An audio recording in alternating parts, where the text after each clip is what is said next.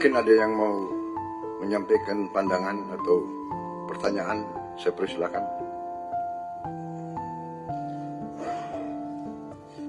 Silakan. Terima kasih Bapak Presiden. Well, first of all, thank you, Mr. Gate, for your contribution to Indonesia and also to the world. Under the direction of Bapak Presiden, actually, as a Minister of Investment, and also at the same time, I lead the CEO of Danantara, which is our newly established sovereign wealth fund.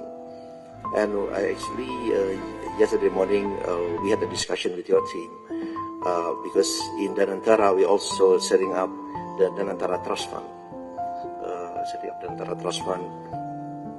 and on the internal discussion, we are committed actually to put 1 to up to 2.5% of our dividend payout ratio.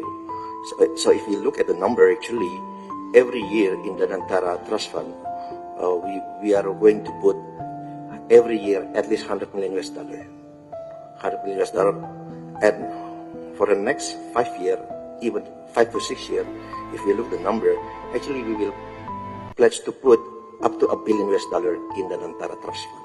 So there's a potential collaboration with Gates Foundation also,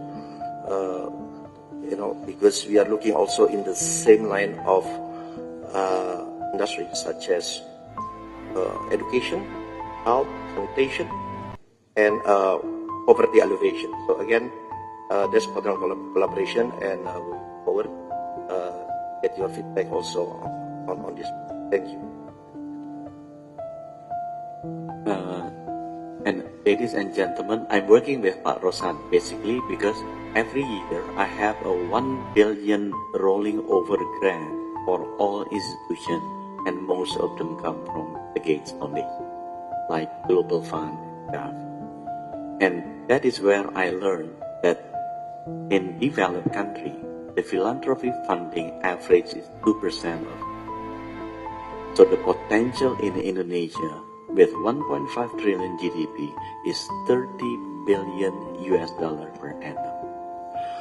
However, many Indonesians would like to give, but the money they give is not through Indonesia, but through other countries. Because during COVID, I received a lot of grant from Pak Mokhtar Sinarwijaya, from Tanoto Foundation, but through other countries.